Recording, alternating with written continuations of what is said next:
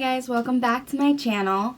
It's been a little while since I've made a video. I took a little bit of a break because with everything going on, I just didn't feel in the right state of mind to make videos. I thought it was important for me to take a little bit of a hiatus, and I've been trying to do all that I can, donating, protesting, and signing petitions, doing whatever I can to just do my part, I guess. Today's video is a little bit different, and before I start, I do want to kind of say a little bit of like a trigger warning. Today's video is about a very sensitive topic. It's about sexual assault. This video might be a little bit triggering for some of you out there, so I just wanted to make that super clear before I start. So I guess the story starts when I was 9 years old. My mom had a boyfriend who I considered like a stepdad and was very much the father figure in my life because I never had one. My father was never really in my life. So as a 9-year-old girl with no dad, I very much looked up to him as a dad. When I was 9 years old, I was taking a nap in my bed next to my sister, who was dead asleep. He came into the bed with us, and while my sister was asleep right next to me, did things to me. I was 9 years old, so I didn't understand what was happening. I didn't understand why this was happening, what it meant, what was going on. I had no idea. And I thought that was just going to be it. I thought, okay. But it wasn't. It went from once a week to 3 to 4 times a week to every single day. I was a little girl. I didn't know what was happening. I didn't know how to process what was happening. I was just scared. He had told me that if I told anyone, that he would go to jail and I would get into trouble. Being the very young, unaware child that I was afraid of that. He was like my dad. I didn't want him to go to jail, and I didn't want to get in trouble. And I obviously couldn't process that was the stupidest thing ever, and that he should be in jail. In 4th grade, we watched this little video in class about child abuse. A little light bulb went off in my head, like, hey, that's what's happening to me. Because of that, I started to be more aware of what was happening to me. By 5th grade, it wasn't even just when we were home alone, it was when people were in the same room. It would happen. It became so much so that I was just trapped, and there was nowhere that I felt safe. By 6th grade, it was still going on, and I met this girl in 6th grade, and she was one of my best friends, and I don't know what it was that drove me to say something, but I just remember we were in class one day, and we were just talking about things. We were all doing like group projects. We were all in corners by ourselves in our little groups, and we were partners, and I don't know what compelled me to say something, but I just said it. I just said, this happened to me. I had lied to her at first and said that it wasn't happening anymore, and that it had stopped because I don't know why. I just wanted to kind of downplay it a little bit. And she was the first person who I ever told. A few months after that, there was a night when he'd come home from work and the trash hadn't been taken out, and it was the middle of the night. Mind you, it's dark outside. I'm in 6th grade, little tiny girl, and he was yelling at me because the trash hadn't been taken out, and he was telling me to go take it out, and I wouldn't take it out because it was the night, and I'm a little, I don't even remember how old I was, 12, and the dumpster was all the way across the street behind the apartments, and I was scared. I was, and I didn't want to. And he was so angry, just so angry, and slapped me across the back of the head so hard. And I just didn't know why he was so angry, but he was so enraged. And that night I went to sleep, and the next day at school I was just so terrified because I knew when I went home the next day that something bad was going to happen. I just knew it. And so I went to school that day, and I told my friend that what had happened last night, and that I was really scared to go home, and that I lied to her, and that it hadn't stopped. I guess because of that, because I was so afraid, she had gone to her mom and told her everything, and told her what I'd told her, and told her everything that happened. And her mom had called the police and told them. So when I got home, my mom had gotten a call from the police asking if we could come down to the police station. And she was screaming at me saying, "What did you say? Why did you say this?" And I was so confused, and I was putting two and two together in my head. She said that we couldn't go down there, so she asked them to come to our house so they could talk to us. And while they were on their way, my mom had called my stepdad, who was at work, to tell him what was happening and what I had said. And she made me talk to him on the phone. And I was terrified. I took the phone up to my room, and he was asking me what I'd said, yelling at me, "Why did you say that? Why did you do that?" And meanwhile, I'm shaking. I don't know what's going on. I'm terrified. And I had to talk to him on the phone. So the police came and took us all into separate rooms, and I was talking to them about what had been happening to me. After I had talked to them, and we had all talked to them separately in different rooms, they brought me into my brother's room where my mom was. I just remember my mom was like hysterical, screaming at me and screaming at the cops, saying that I was lying, that I wasn't telling the truth, and that I needed to tell the truth, and that I was just saying that because I got yelled at and I got in trouble the night before. And I was sitting there after having told this cop what had been happening to me for years, and just looking at my mom, who was yelling at me, saying she didn't believe me. And it was like all of my fears about telling what had happened to me were coming true. Everything, the whole reason I had feared really coming out was, one, I wanted to protect my family, and I didn't want anything to happen to them, and I wanted my mother to believe me. I wanted someone to believe me. I was scared that no one would believe me. And the one thing I was afraid of was happening. The cops kind of were comforting me and assured my mom that a little 6th grade girl was not lying about this. I wouldn't just make this up in full detail just because I got in trouble. It's not something that happens. Before the cops left, I pulled aside one of the officers, and I begged them not to take me away from my mom, because she was really all I had. And it's getting hard.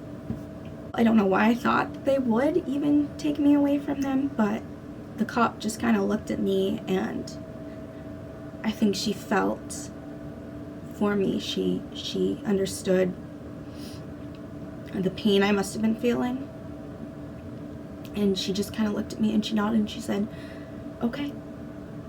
Because my mom had told my stepdad what was going on, he had a chance to get away, so he was on the run. The timeline's a little bit fuzzy in my head, but if I remember correctly, it was a few months. And I did not sleep 1 second for those few months. However long it was, it could have been weeks, months, but I did not sleep at all. I lied awake every single night in fear because I thought he would come back and get back at me for telling. As you can imagine, I was doing horrible in school, and none of my teachers, all of them knew because they were told, but I didn't get any slack. I was failing like everything. I was doing horribly because I wasn't sleeping at night. I couldn't sleep. I had this big thing that was happening to me that I felt was more important. My life was in danger. I would go to school and I wouldn't feel safe. And I thought that everyone knew because they had a story about him on the news. They were looking for him. And I thought, everyone knows this is my stepdad. Everyone knows that it's me. So I was alone in this bubble. My mom didn't believe me. I remember one day when they released something on the news about how they were looking for him and what they were looking for him for. Of course, they didn't release my name because I was a minor. But I remember that day coming home and my grandma was comforting my mom. And my mom is hysterically crying on the couch saying, "She's lying, he didn't do this, you're lying, tell the truth," hysterically crying. And my grandma was comforting her, and she told me, if you're lying, just come out and say it, because you're ruining someone's life. Yes. Those words. And I was just so alone. I needed my mother. I needed someone to just hold me and say, it's okay. It wasn't your fault. You're gonna be okay. But I didn't have that. For a long time after that, I was really depressed all through middle school. I was like a shell of myself. If you knew me in middle school, you might be thinking, what are you talking about? And that's because I did a really good job of hiding it in public. When I was around other people, I really tried to be my happiest self and try and make somebody else's day a little bit better because mine was just shitty. So I tried my best to make myself appear happy so that I didn't bring anybody else down. But in reality, I was just broken. I had been given court-mandated therapy, but for me, it didn't really do anything for me. It didn't help me. I was also given like an old lady as a therapist, and I couldn't relate to her in any way. I didn't find it helpful. I had 2 different therapists, and I didn't find it comforting. He'd been arrested just a little while after he'd been on the run, but even after that, I couldn't sleep at night. I had horrible PTSD. I was constantly getting flashbacks and having panic attacks and anxiety and paranoia, and it was every single day.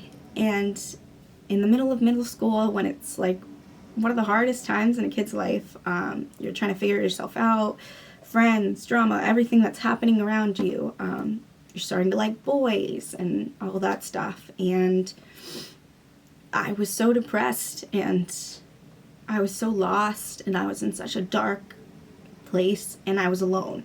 I didn't have my mom to comfort me.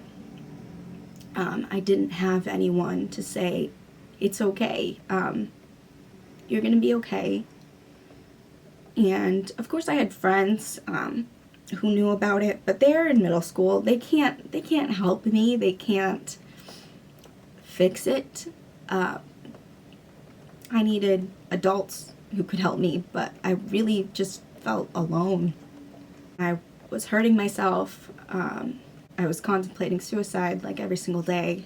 I'd actually tried a few different times. I was in a really, really dark place for a long time. The end of 8th grade, I think, is when things started to get a little bit easier. I got better with coping with things, but it was still hard. I wasn't coping with things in a healthy way. Then comes high school, a whole nother crazy thing. It was really like two different lives I felt like I was living. There was the side where I was a normal kid and I was doing things like normal teenage kid things. And then there'd be the side where I just wasn't okay and I was pushing that side away and I was kind of shoving it down as far as I could, and not dealing with it. And I think that's why I had so many ups and downs. And when I had my ups, I felt like, oh, it's just gone. Everything's fine. And then I'd dip really, really low. And it was because I wasn't really trying to heal. I was just kind of trying to forget. And that's where I think I went wrong. I don't think I actually got a grip on things until my sophomore year of high school. I kind of just picked myself up off the ground and just told myself, you have to take care of yourself. You have to realize that everything is gonna be okay, and that even when you have nightmares and flashbacks, and even when it gets really, really hard, you're okay. And you are not what has happened to you. And it's okay to not be okay sometimes. That's something I really want to emphasize, is that you are not what has happened to you. And for a really long time, I let what had happened to me consume me and nearly break me. And I really didn't think, I'm 19 years old now, out of high school, and I didn't think that I would be here today. I really didn't. If you had asked me a few years ago, I didn't think that I would be alive. I didn't want to be. I felt unworthy and disgusting, and I didn't think that I could do it anymore. I didn't think I would see 16, let alone 19, almost 20. So I'm so thankful. I'm so thankful that I'm here and that I get to tell my story, because for a really long time I couldn't talk about it. So the fact that I can even share my story is amazing, and I'm proud of myself. And if you don't have the courage to tell yours yet, that is okay. It took me a very, very long time before I felt like I could even fathom the thought of talking about it. So it's okay, and I am with you, and you are so incredibly strong, and you are not what has happened to you. My own mother did not believe me, and for years after that, she did not tell me that she loved me. She did not comfort me. She did not ask me if I was okay. She did not do one single thing to help me. I don't speak with my mother anymore. And I want you to know that that's okay. If there is someone in your life who you feel is toxic and who you feel does more harm than good in your life, it is okay to separate yourself from that person. It's okay. Don't let anybody tell you otherwise.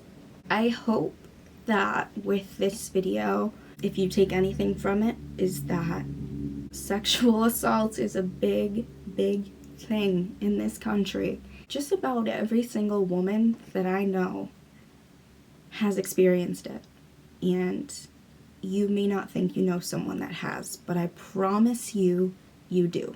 I'm not looking for any sort of pity. I'm not looking for any sort of attention, as people like to say when girls share their stories. I have just found the courage in myself to talk about it and to say, this is what happened to me, and if this happened to you, I am so sorry, but it does not define you.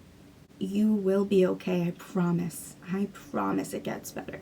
Don't get me wrong, I'm not okay. I'm not better. I'm not ever going to be totally free from it. I still get nightmares. I still get flashbacks. I still have major anxiety. I still deal with it every single day.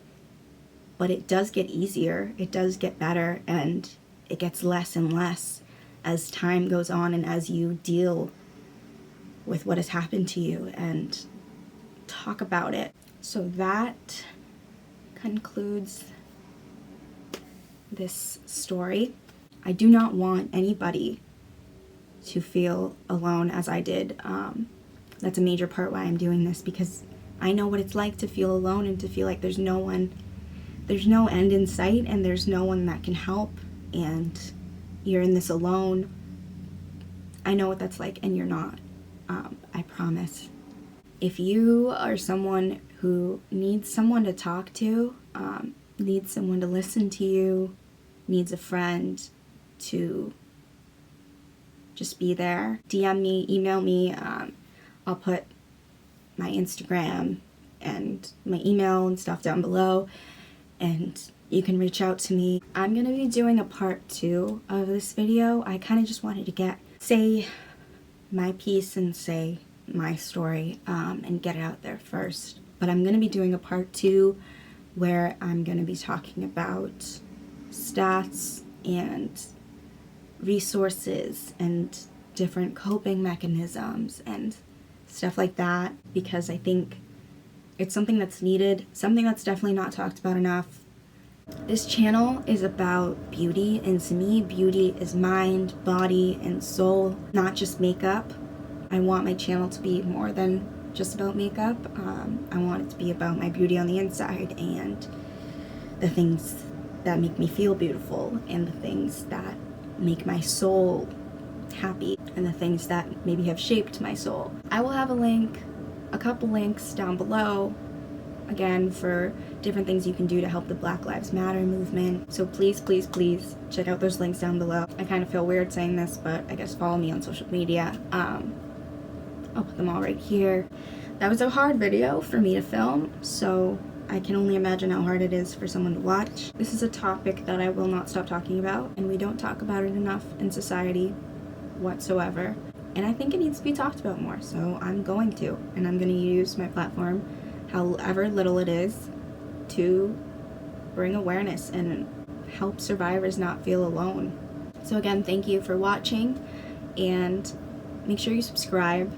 That's not really why I made this video. I didn't make this video to gain anything from it. I just wanted to say my piece and maybe help someone along the way.